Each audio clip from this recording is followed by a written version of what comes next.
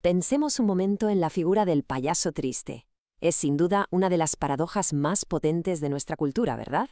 Una cara pintada para hacer reír, pero que esconde una tragedia enorme. Pues bien, ninguna obra ha capturado esta dualidad como la ópera Pagliacci. Vamos a sumergirnos en la historia de celos, arte y sangre que se esconde detrás de esta máscara sonriente. Si hay una frase que define esta ópera, es esta. Es el grito desesperado de Canio, el protagonista.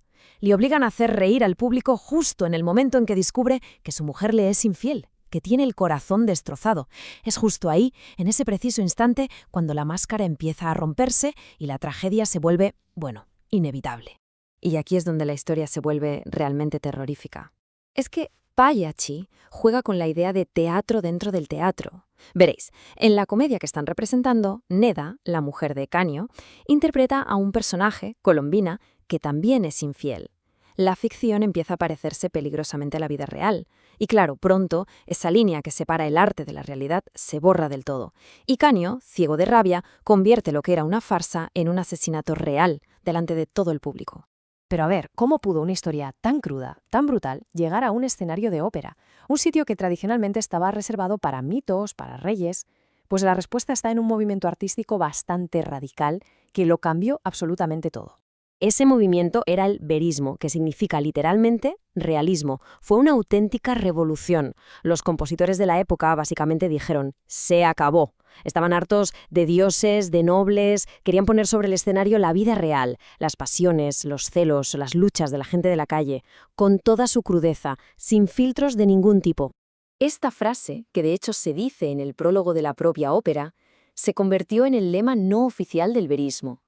El objetivo no era contar un cuento de hadas, era presentar un trozo de vida, mostrar al público el amor, el odio, las pasiones, tal y como son, sin adornos, como ocurren en el mundo real.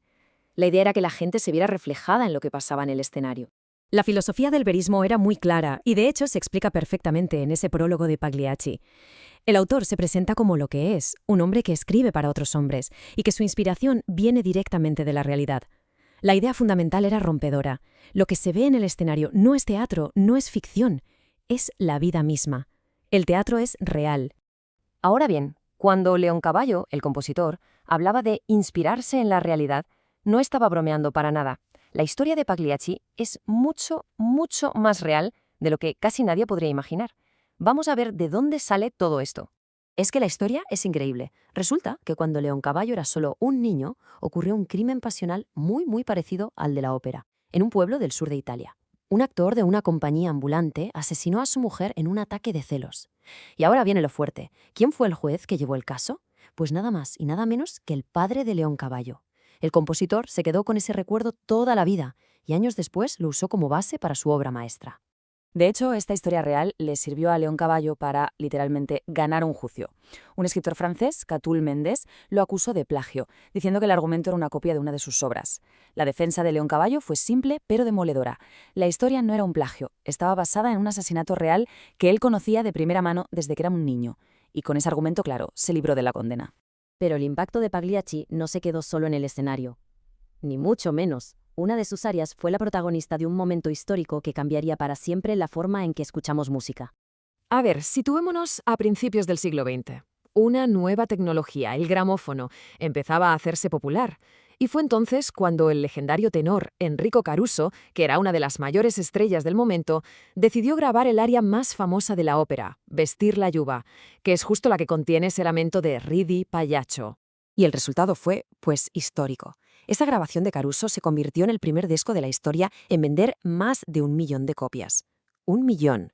Un aria de ópera sobre un payaso con el corazón roto demostró que la música grabada podía ser un negocio de masas y básicamente dio origen a la idea del artista superventas.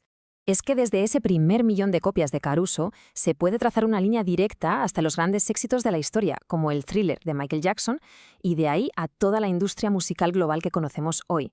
Es increíble pensar que todo empezó con un payaso llorando en un disco de pizarra. Pero más allá de la música, de la historia real, el legado más profundo de Pagliacci es su personaje central. La ópera inmortalizó una de las dualidades más potentes de nuestra cultura, la del payaso, un arquetipo que es, a la vez, pura alegría y una inmensa tragedia. Por suerte, el arquetipo del payaso no termina en la tragedia de Canio. Mientras que su pasión se convirtió en una fuerza destructiva, hoy tenemos figuras que canalizan ese mismo arquetipo para todo lo contrario, para sanar. Grupos como los payapupas, que son payasos de hospital, usan su arte para aliviar el dolor y el miedo de los pacientes con algo tan simple y tan potente como la risa. Y ojo que esto no es solo una idea bonita, está demostrado científicamente que la risa tiene efectos curativos. Es una herramienta increíblemente poderosa para paliar el dolor, para reducir emociones negativas como la ansiedad o la tristeza. Organizaciones como Payapupas trabajan codo con el personal sanitario, demostrando que donde Canio sembró tragedia, otros payasos pueden sembrar esperanza. Y así volvemos al principio. Pagliacci nos dejó esta imagen inmortal. Y quizás su poder está en que todos, en algún momento, hemos sentido la necesidad de ponernos una máscara, de sonreír cuando por dentro estábamos rotos. Y esa verdad tan humana, ese trozo de vida, es lo que hace que esta ópera, más de un siglo después, siga resonando con una fuerza tremenda.